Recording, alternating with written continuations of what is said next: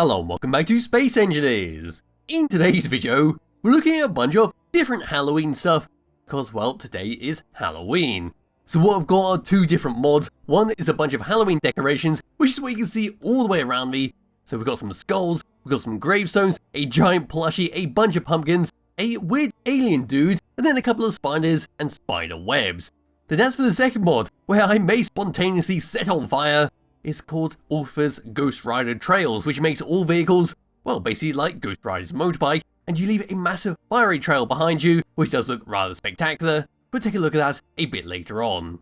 So what we're going to do is have a look around the first mod, which is the Halloween pack, take a good look at what it has to offer. I won't go through any of the costs, because they all are very much dirt cheap, either costing 1 steel plate or 10 steel plates, so there's not much point in me going through each and every one of these.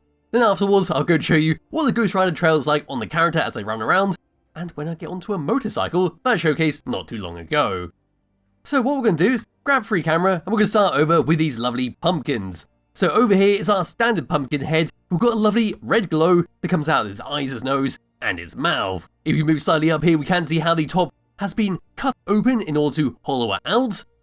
As we move around onto the side of this thing, there we are, it's just a lovely texture that goes all the way around it. Now speaking of the textures, some of these things can be recolored and can be retextured using the DLC packs, but not all of them can. I will go through that a bit later on by just changing the entire platform. Yeah, some of them can, some of them cannot.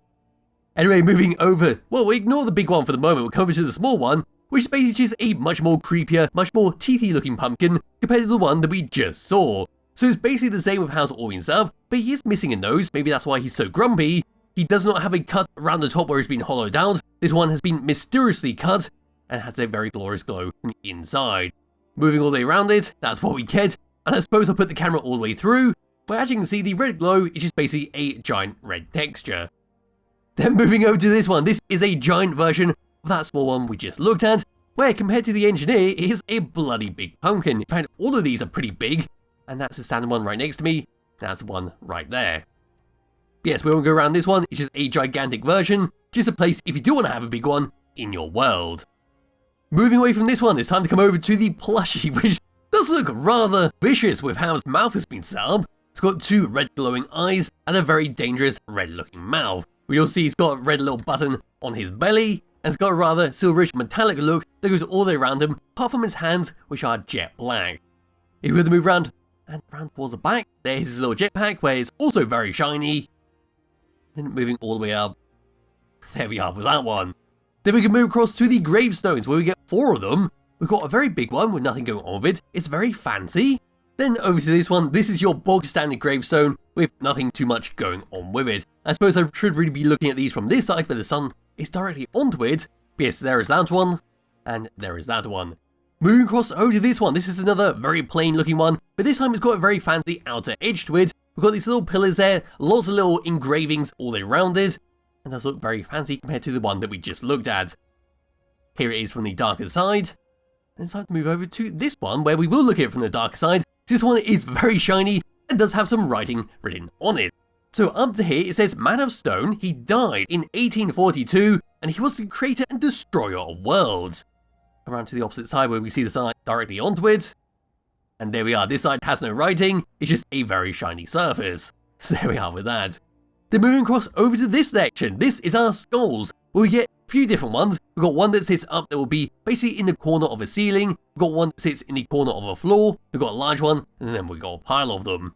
This is what we get. So coming all the way up to it, we've got some lovely red glowing eyes, much like the ones on the pumpkin, and then just a lovely modelled skull. Now this is one of the few ones that can be retextured and recolored if you want to do that. When I changed this whole platform to a wooden texture, it did look very, well, did look very concerning what this became.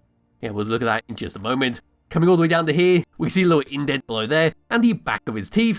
It looks like he has very good quality teeth for such an old skeleton. Anyway, over to this one, this is basically the same as what we just saw, but this time it sits on the floor in the corner. So there we are, it is the exact same skull, and just resting on the floor. Then over to this one, this is just a giant one that just plops onto the floor and sits there all menacing like. So grabbing hold of my character and bring it all the way over so you can see the sheer size of this thing. So there you are, it's not too big compared to the large pumpkin, but it is still pretty damn big at the end of the day, and unfortunately due to the way it's been made, you can't actually hide inside it. And while I got hold of my character, what I will do is just walk over to the skull. As you can see, there is an invisible wall there where we can't go past it, because it is counting as a whole solid block. Same for this one over here, we just can't get close to it. Can't get close behind it because that'll be up against the wall. So there we are, that. You do have to be aware of that if you are going to put these in the corridor, because it will stop people from moving around, which I suppose would be very good for a Halloween scenario, where you say you want to stop the player in place, where you can have a jump scare pop out of them. That's entirely up to you if you want to do that. Anyway, over to this one, here's your pile of skulls, where once again, the small skull with the red eyes returns. This time it's just a bunch of them, all stacked onto each other, where you just use this as a bit of corner decoration. And there we are with these ones.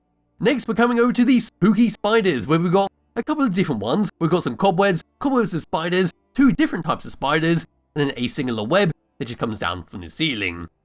Yes, we just got a bog standard spider web, which does have a slight funnel design to it, where it slightly moves towards the back there and sticks out. If we come all the way up to it, we can fly through this, and it's all basically just perfectly well to walk all the way through. Dropping myself all the way down, moving over to this one. This is the cobweb version with the spider inside, which is using the standard spider model, where we can't really get too close to it because, well, much like the skulls, it does have a box in front of it. If we come around towards the back of this thing, yeah, we can't just go through it like the other spider webs. But it's just a black menacing spider with some red glowing eyes, which well should do very well if you are making a Halloween themed building or ship. Anyway, into the middle, we then got 2 spiders. Yes, they are robotic spiders, where one of them dangles from the ceiling using a bit of string. Then right next to it, we've got a bit of string with nothing attached onto it, which you can use for other bits and bobs, like attaching a light to the bottom of it, if you wanted to.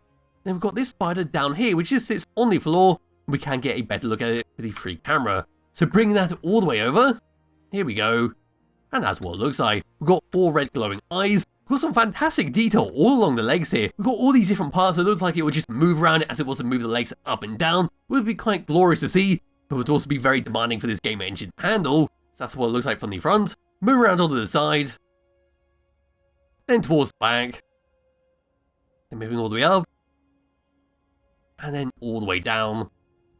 There we are with how the spider's been set up. And as for the one that's dangling down, it's basically the same setup but a slightly different colour, because once again you can change these colours and textures using DLC packs. That's a very good look at the legs. In fact, we'll get a bit closer to that one. Look at how that's all been set up.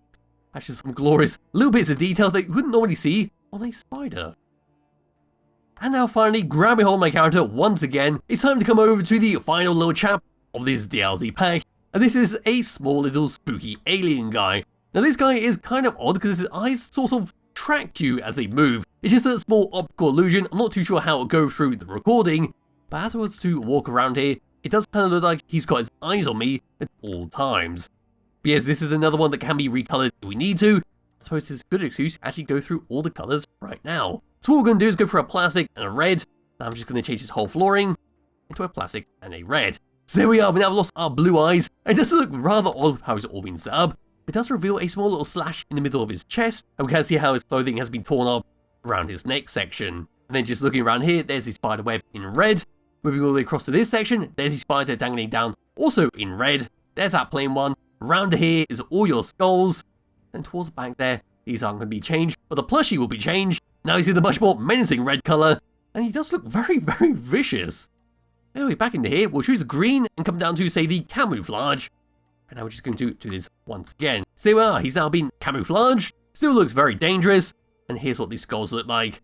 It's still very nice that all the skulls change colouring, so you can customize them to what you want.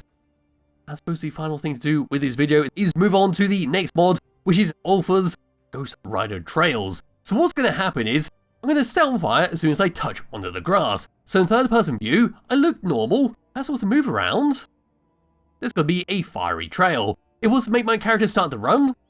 There we go, make him sprint. And we just get a lovely fiery trail. It's not too impressive on the character itself, it's when you get into a vehicle, just update the wheels and make it absolutely spectacular. So in here is a motorbike that I did a video on not too long ago, and that's one hell of a lot of smoke already coming off it. But here we go, gonna move forwards. We get a bunch of sparking effects, then behind us, a lovely fiery trail. Now I've got to be careful here because this is a very lumpy bumpy area, where I'm expecting just to explode the bike, but looking behind me, that's what it looks like. It was to zoom all the way out, make sure the bike is staying level. There we are, that is simply what it looks like from the trail. Oop, there was a tree that just suddenly pinged the camera all the way forwards. And there we are with the lovely fiery trail as we were to drive this thing around. And that's all this mod does. It's just a lovely little thing to play around with and does make, well, racing a lot more interesting. Because if you want to, you could always take this mod, change the colour of the fire effects and have it set to different teams. Not too sure how difficult that would be. But if you were just to have this as a standard on all vehicles, it would look quite funny, just watching everyone race around. It wouldn't be too pleasant for the people actually being behind you, because that's basically all they're going to see, just a bunch of smoky fire effects. Suppose what I can do now, which is come to a stop, hop out of here, and well, that's just simply the face behind me. Now it's time for me to get a much larger vehicle. So looking through this mod list for any kind of larger wheeled vehicles, there's one hell of a lot of stuff on here. I've never unsubscribed from any blueprint ever. And I suppose this will do the rascal. So copying this over, and then just dropping this in. This is a lovely big vehicle. So down it comes, jetpacking all the way across. I already saw the sparks coming off it when it, well, just dropped onto the ground. Now it's time for me to come all the way down into this. Open that up, get in here, third person view, undoing the parking brakes. So now it's time to drive this along and see how this handles. And here we go. So it's not too impressive compared to the motorbike, because I suppose the fire effects were much bigger than the bike itself. But look at all that smoke kicking up. Does leave a lovely big trail. And I suppose what I will do to finish off this video is to make it nighttime, so get a very clear view at the trail itself. So look at that leading all the way behind me. That's absolutely glorious. And would be even better if this tree could stop going in front of me. So here we are, we're now charging around here. There is a trail behind me, hiding all of that. That's simply what it looks like.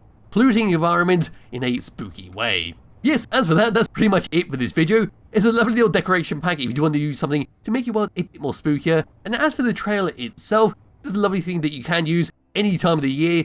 It does add a nice little effect, especially in the night. So there'll be a link to both of these in the description below if you wish to download and play around it yourself. Highly recommend you do. I'll be back with another video some point soon. Bye bye.